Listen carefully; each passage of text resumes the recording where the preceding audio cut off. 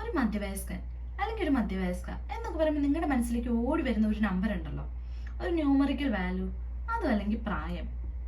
ഏതാ? 60-70 വല്ല ആണോ? എൻ്റെ ചെറുപ്പത്തിലെ ഞാൻ വിചാരിച്ചിട്ടുണ്ട് ഈ മധ്യവയസ്സ് എന്നൊക്കെ പറയുന്ന ഒരു 48, 49, 49 മുക്കാൽ 50 ആ ഒരു റേഞ്ചിലായിരുന്നു എൻ്റെ മനസ്സിലെ ഒരു മധ്യവയസ്സ് എന്ന് പറയുന്നത്. ഈ കഴിഞ്ഞ ഇടയ്ക്ക് അത് ഏത് റിസർച്ചാണ്, ഏത് സ്റ്റഡിയാണെന്ന് ഞാൻ ഓർക്കുന്നില്ല കേട്ടോ, ഞാൻ എവിടെ വായിച്ചതാണ്. ഇപ്പോഴത്തെ കേരളത്തിലെ മനുഷ്യരുടെ ശരാശരി ഒരു ലൈഫ് സ്പാൻ എന്ന് പറയുന്നത് 76. അപ്പൊ മധ്യവയസ്സ് എന്ന് പറയുന്നത് വെറും 38. ഏകദേശം ഫസ്റ്റ് ഹാഫിലേക്കൊക്കെ അടുത്ത് തുടങ്ങി അല്ലേ? ലൈഫ് ഉണ്ടല്ലോ വളരെ ഷോർട്ടാണ്, ഭയങ്കര ചെറുതാണ്. ഒരു ഫ്രേസ് ഉണ്ട്, ഫ്രേസ് അല്ല, ഇങ്ങനെ പറയും. അതായത് നമ്മളൊരു സാധനം വാങ്ങുമ്പോൾ അത് നമ്മൾ പൈസ കൊടുത്തിട്ടല്ല വാങ്ങുന്നത്, അതായത് പൈസ കൊടുത്ത് മാത്രമല്ല വാങ്ങുന്നത്. ഞാൻ എന്താ പറയുന്നത് ഓർക്കുന്നുണ്ടാവും അല്ലേ? ഇല്ല, കാര്യമുള്ള കാര്യം ഒന്ന് ശ്രദ്ധിച്ചോ. അതായത് നമ്മളൊരു സാധനം വാങ്ങുമ്പോൾ അത് നമ്മുടെ പൈസ കൊടുത്ത് മാത്രമല്ല, മറിച്ച് നമ്മുടെ ആയുസിന്റെ തന്നെ ഒരു ഭാഗം കൊടുത്തിട്ടാണ് നമ്മൾ ആ സാധനം വാങ്ങുന്നത് അല്ലേ? അതായത് നമ്മൾ സ്പെൻഡ് ചെയ്ത് നമ്മുടെ എനർജി, നമ്മുടെ ടൈമാണല്ലോ എല്ലാം, നമ്മുടെ ടൈമും നമ്മുടെ എനർജിയൊക്കെ നമ്മൾ അവിടെ സ്പെൻഡ് ചെയ്തു. അത് നമ്മൾ കാശായിട്ട് അല്ലെ ക്യാഷായിട്ട് കൊടുത്തിട്ടാണ് നമ്മൾ ആ സാധനം എവിടുന്നും ആയിക്കോട്ടെ, ആരിൽ നിന്നും ആയിക്കോട്ടെ നമ്മൾ വാങ്ങുന്നത്. ലൈഫ് വളരെ ചെറുതാണ്, വളരെ ഷോർട്ടാണ്. അപ്പൊ ഈ 30കളിലും 40കളിലും ഒക്കെ നമുക്ക് കിട്ടുന്ന കുറച്ച് തിരിച്ചറിവുകളുണ്ട്. എന്താണെന്നറിയാമോ? ഒരുമാതിരിപ്പെട്ട എല്ലാവർക്കും തന്നെ ഒരു ഏർലി 30s ഈ ഒരു തിരിച്ചറിവ് വരും കേട്ടോ. എനിക്ക് വന്നു, അതിൻ്റെ ഒരു ബേസിസിലാണ് ഞാൻ നിങ്ങളോട് പറയുന്നത്. വേറൊന്നുമല്ല, നമ്മുടെ ജീവിതത്തിൽ നമ്മൾ പലപ്പോഴൊക്കെ ആയിട്ട് അല്ലെങ്കിൽ ചിലപ്പോഴെങ്കിലും അനാവശ്യമായിട്ട് തെറ്റിദ്ധരിക്കപ്പെട്ടിട്ടുണ്ടാവാം.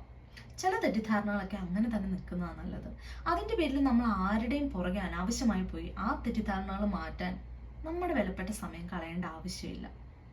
രണ്ടാമത്, നമ്മുടെ ഒരു ലൈഫിൽ നിന്ന് അല്ലെങ്കിൽ ലൈഫ് സർക്കിളിൽ നിന്ന് ഇന്നലെ കയറി വന്നവരാകാം, ഒരുപാട് നാളുകളായിട്ട് നമ്മുടെ കൂടെ ഉള്ളവരാവാം. ഇറങ്ങിപ്പോകുന്നവര്, പടി ഇറങ്ങുന്നവര് പോയിക്കോട്ടെ, അവരെ അനാവശ്യമായി നമുക്ക് പിടിച്ചു നിർത്തേണ്ട ആവശ്യമില്ല. പിന്നെ ഒന്നിന്റെ പേരിലും ഒന്നിനു വേണ്ടിയും ഒരു പരിധിക്കപ്പുറം ആരുടെ മുമ്പിലും യാചിക്കാൻ നിൽക്കരുത്. നമ്മുടെ ജീവിതത്തിൽ നമുക്ക് വീണ് കിട്ടുന്ന കുഞ്ഞു കുഞ്ഞു കാര്യങ്ങളിൽ സന്തോഷം കണ്ടെത്തുക. അത് കൊട്ടിഘോഷിക്കാനുള്ള ആഘോഷങ്ങളോ അല്ലെങ്കിൽ അതിനുള്ളൊരു സന്ദർഭത്തിനോ വേണ്ടി കാത്തിരിക്കണ്ട. അതിനുവേണ്ടി കാലാകാലങ്ങളോളം എന്തെങ്കിലും ഒരു സന്തോഷം വരട്ടെ എന്നോർത്ത് കാത്തിരിക്കേണ്ട ആവശ്യമില്ല. നമുക്ക് വീണ് കിട്ടുന്ന കുഞ്ഞു കുഞ്ഞു സന്തോഷങ്ങളിൽ സന്തോഷം കണ്ടെത്തുക, ചെറിയ ചെറിയ കാര്യങ്ങളിൽ. അപ്പോൾ ഇന്ന് നമ്മുടെ 14 ഡേയ്സ് ചലഞ്ചിൽ 10ാമത്തെ ദിവസമാണ്. ഇന്ന് നമ്മൾ പറയാൻ വന്നത് വേറൊന്നുമില്ല, നമ്മുടെ ജീവിതം വളരെ ചെറുതാണ്, ഭയങ്കര ഷോർട്ടാണ്. നമ്മുടെ മുമ്പ് പറഞ്ഞ പോലെ ഫസ്റ്റ് ഹാഫ് ഒക്കെ ഏകദേശം അടുത്തു. സെക്കൻഡ് ഹാഫ് എങ്ങനെയായിരിക്കും എന്ന് ആർക്കും പറയാൻ പറ്റില്ല. ട്വിസ്റ്റും ടേൺസും ക്ലൈമാക്സ് ഒക്കെ എങ്ങനെയാണെന്ന് ആർക്കും അറിയില്ല. അതുകൊണ്ട് നമുക്കിപ്പോൾ വീണ് കിട്ടുന്ന കുഞ്ഞു കുഞ്ഞു കാര്യങ്ങളിൽ നമ്മൾ ഗ്രേറ്റ്ഫുൾ ആയിരിക്കുക, സന്തോഷമുള്ളവരായിരിക്കുക, നന്ദിയുള്ളവരായിട്ടിരിക്കുക. അതിനുവേണ്ടി ഇന്നൊരു ഹാബിറ്റ് നമ്മൾ സ്റ്റാർട്ട് ചെയ്യണം കേട്ടോ. വേറൊന്നുമില്ല, ഒരു ഗ്രാറ്റിറ്റ്യൂഡ് ചാനൽ തുടങ്ങുകയാണ്. ഒന്നുമില്ല, നമ്മൾ രാവിലെ എഴുന്നേൽക്കുന്നു, നമ്മുടെ ജോലിക്ക് പോകുന്നു, നമ്മുടേതായ കാര്യങ്ങളിലൊക്കെ മുഴുകുന്നു, തിരിച്ചു വരുന്നു, നമ്മൾ കിടക്കാൻ പോകുന്നതിന് മുമ്പ് ഒന്ന് ആലോചിക്കുക, ഇന്ന് ഞാൻ എൻ്റെ ജീവിതത്തിൽ അല്ലെങ്കിൽ ആ ഒരു ദിവസത്തിൽ എനിക്ക് സന്തോഷം ഉണ്ടായ കുഞ്ഞു കാര്യങ്ങൾ എന്തൊക്കെയാണ്, അല്ലെങ്കിൽ ഞാൻ മറ്റൊരാൾക്ക് ചെയ്ത എന്ത് കാരണമാണ്. കണക്കെഴുതി വെക്കാനല്ല കേട്ടോ ഞാൻ പറയുന്നത്. പൈസ കൊടുത്താൽ കിട്ടാത്ത ഒരുപാട് കാര്യങ്ങളുണ്ട് ഈ ജീവിതത്തിൽ.